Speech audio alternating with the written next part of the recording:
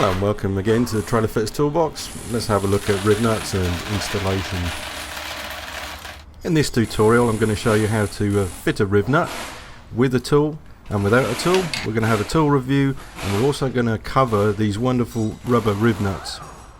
There's definitely a time and a place for rivnuts, one of those being the Defender front light guard. And if you're interested, Paddocks do a range of accessories for Land Rovers. Access their website from the link below. I have quite a collection of rivnuts that I use on a regular basis, and there's quite a feil available on the market, different sizes and different threads. This one here is a hollow wall screw anchor, which you can actually fit at 6mm. We have also a riv stud, which is fantastic if you have the tool for it. Unluckily I don't have the fitting. And steel inserts. You need a tool like this to pull these through, as the material is actually quite strong.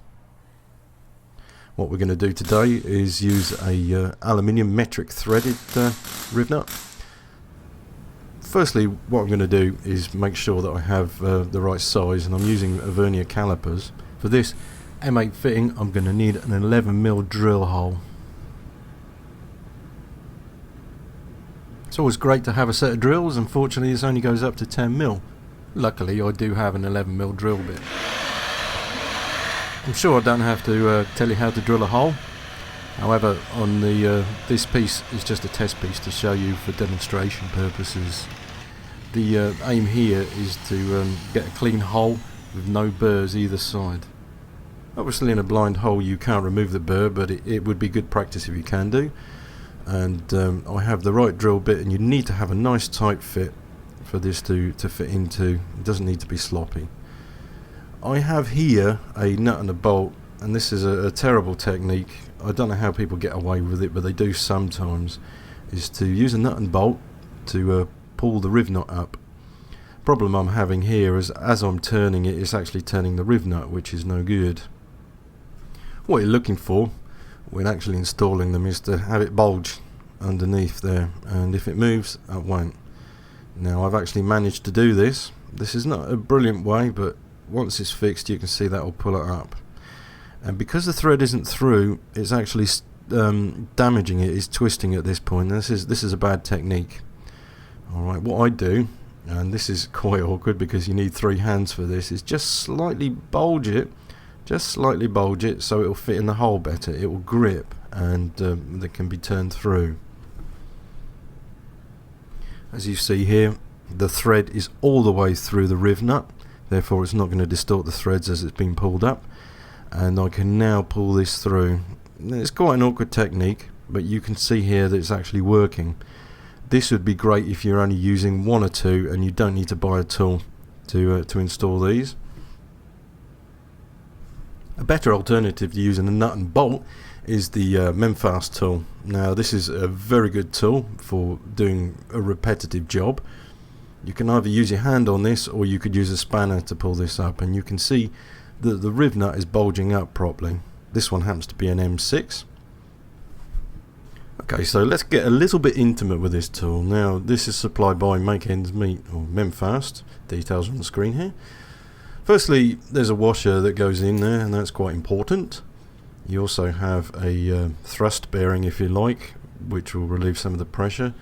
There'll be no metal cut, and you need a washer to encapsulate it. I'll drop a little bit of oil in there. And you also have a ferrule. That's important to retain this together. The drive screw is then dropped into place, and this is driven by the spindle here, which is fitted in this manner and screwed down. Just as a note, it's worth holding it in this position while you're assembling it, because if you drop it down this way you'll see that the ferrule actually gets in the way, and you'll need to screw your handle into there. The handle won't screw all the way down and it will cause damage otherwise. I'll show you. Look, handle screwed into place. Now this will actually retain all the components on the inside of the body there. Okay, the last bit is to have the nose piece fitted. Okay, this is a plated nose and it's hardened apparently, so you're ready to go. These tools will do a variety of rivnuts from M4 to M10, and it's the kits that you can change on this. They're driven here by the spindle, so they lock into place like this actually in the tool itself. So you have a variety of fittings that you can use. There's also UNC, UNF and metric. Alright, easy changeover. Website has quite a variety of installation kit fittings, and with this one I've got two, which is the most common I use, is M6 and M8, and it's a very good tool, nicely made, and this goes well in my toolbox along with my other rivnut tools. The only flaw I could find with this tool is on occasion the drive spindle comes out.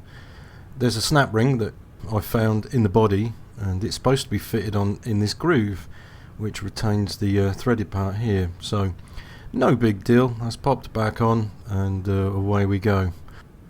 Memfast have improved this tool, and with their new design this fault has been rectified. Let's see what the updated version is like. However, I'm only going to give this one a 4.5 spanner rating, but otherwise this is a fantastic and really handy tool. There is another set that is possible to use, and we'll cover this later. This is a combination rivnut and rivet tool. There will be a tutorial coming up on this.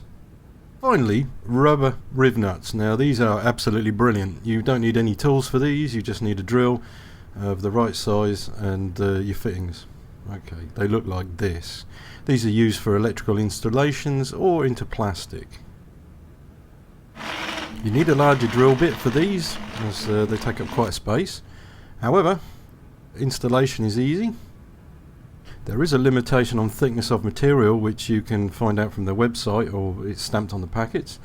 However, with this one, it's a matter of just putting your fitting in. I'm demoing this here, and I'm just using a nut and a bolt. However, you'd screw a bolt straight in, and it acts as a rivnut.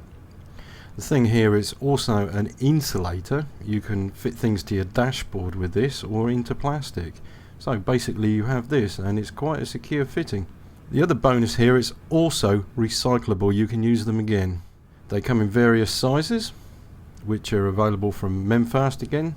Numbers on the bottom of the screen there. With this, the details are on the packet, and you need to know the thickness of your material, and with this is a 12.8 or half-inch drill size.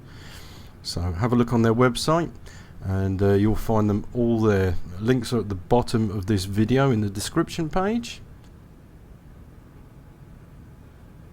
Okay, that's it for this week. If you click on this link here, it will take you through to a video we prepared earlier, which will show you how to use rivnuts to fit a Defender diesel filter to the bulkhead.